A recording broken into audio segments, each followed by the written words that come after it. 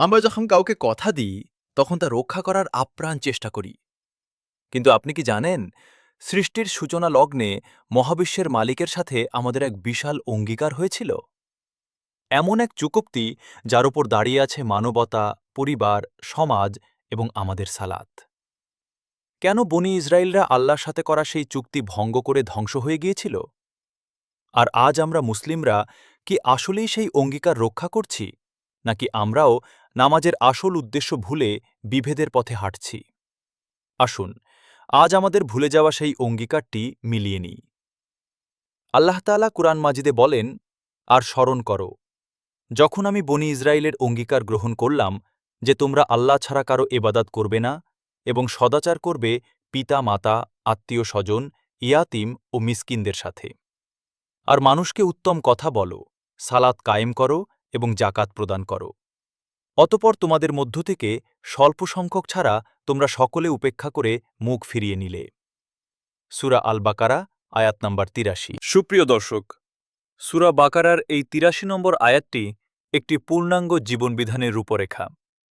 তাফসির ইবনে কাসিরে হাফেজ ইবনে কাসির রহমতুল্লাহি আলাই এই আয়াতে বর্ণিত আল্লাহর অঙ্গীকারগুলোকে অত্যন্ত চমৎকার ও ধারাবাহিকভাবে বিশ্লেষণ করেছেন।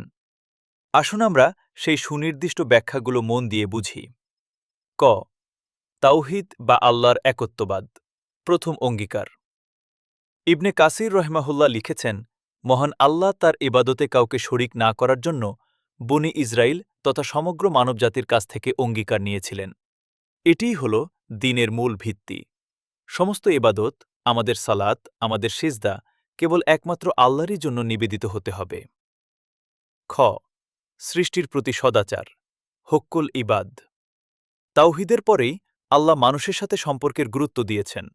ইবনে কাসির রহিমাহুল্লাহ এই ধারাবাহিকতাটি লক্ষ্য করতে বলেছেন। ১. পিতামাতা।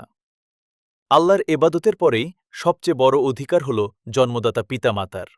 তাদের সাথে সর্বোচ্চ উত্তম ব্যবহার করতে হবে। ২. নিকট আত্মীয় স্বজন। তাদের সাথে রক্ত ও আত্মীয়তার সম্পর্ক বজায় রাখা সিলতুর রাহিম ঈমানের দাবি। ৩. ইয়াতিম ও মিসকিন। যারা সমাজে অভিভাবকহীন এবং অভাবগ্রস্ত, তাদের পাশে দাঁড়ানোকে আল্লাহ তার অঙ্গীকারের অংশ করেছেন। গো, উত্তম ও সুন্দর কথা বলা। হাফেজ ইবনে কাসির রহিমাহুল্লাহ এই অংশের তাফসিরে হাসান বসরি রহমতুল্লাহি আলাই ও ইবনে আব্বাস রাদিয়াল্লাহু আনহুয়ের মতামত উল্লেখ করে বলেন, মানুষের সাথে সুন্দর করে কথা বলার অর্থ হল তাদেরকে ভালো কাজের আদেশ দেওয়া, মন্দ কাজ থেকে বিরত রাখা এবং সবার সাথে নম্র, মার্জিত ও মিষ্টি ভাষায় কথা বলা। এমনকি যারা অমুসলিম, তাদের সাথেও কর্কশ ভাষা পরিহার করে সুন্দর পন্থায় কথা বলতে হবে। আমাদের মুখের কথাই নির্ধারণ করে সমাজ শান্তিময় হবে নাকি অশান্ত হবে।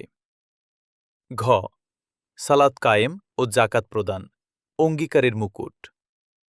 এই দীর্ঘ অঙ্গীকারের চূড়ান্ত ধাপে আল্লাহ বলেছেন, তোমরা সালাত কায়েম কর এবং জাকাত দাও। আমাদের প্রজেক্ট সালাত ঐক্যের সন্ধানের জন্য এটি একটি অত্যন্ত গুরুত্বপূর্ণ জায়গা। আমরা প্রায়ই নামাজের নিয়মকানুন বা বাহ্যিক বিষয় নিয়ে মারামারি ও দলাদলিতে লিপ্ত হই। কিন্তু তাফসির ইবনে কাসিরে স্পষ্ট বলা হয়েছে যে সালাত হল আল্লাহর সাথে সংযোগের মাধ্যম এবং জাকাত হল মানুষের প্রতি সহমর্মিতার মাধ্যম। যে সালাত আপনাকে এতিমের প্রতি দয়াশীল করে না, যে সালাত আপনার মুখের ভাষা মিষ্টি করে না, যে সালাত আমাদের সমস্ত বিভেদ ভুলে এক কাতারে দাঁড়াতে শেখায় না, সেই সালাত কি আল্লাহর সাথে আমাদের করা অঙ্গীকার পূরণ করছে? বনি ইসরায়েলরা তাদের সালাত ও আমল থেকে মুখ ফিরিয়ে নিয়েছিল বলেই তারা ধ্বংস হয়ে গিয়েছিল। আজ আমাদেরও উপলব্ধি করতে হবে। প্রিয় দর্শক, আল্লাহর সাথে করা সেই ঐতিহাসিক অঙ্গীকার আজ আমরাও কি ভাঙতে বসেছি? আসুন সালাতের মাধ্যমে আমরা নিজেদের অহংকার ও নামাদের ছোটখাটো বাহ্যিক বিভেদগুলো ধুলোয় মিশিয়ে দিই। আমরা হয়ে উঠি এক উম্মাহ যারা আল্লাহর এবাদত করবে এবং মানুষের সাথে উত্তম ব্যবহার করবে। দাওয়াহ মঞ্চ কোনো সাময়িক কাজের নাম নয়, এটি সত্য ও ঐক্যের এক অবিরাম যাত্রা। আমাদের এই দিনী পরিবারের একজন সম্মানিত সদস্য বা ফ্যামিলি মেম্বার হতে এখনই চ্যানেলটি সাবস্ক্রাইব করে রাখুন। আপনার একটি শেয়ার হয়তো কোনো এক পথহারা ভাইকে অঙ্গীকারের পথে ফিরিয়ে আনতে পারে। দেখা হবে আগামী পর্বে ইনশাআল্লাহ। আসসালামু আলাইকুম ওয়া রাহমাতুল্লাহ।